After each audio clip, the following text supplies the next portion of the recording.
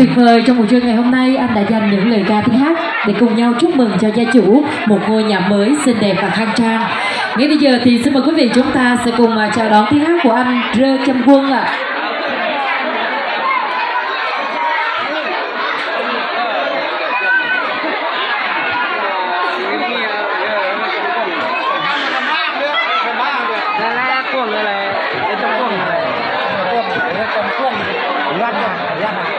Xin kính chào Đặng U và chào tất cả các làng lân cận. Tôi thì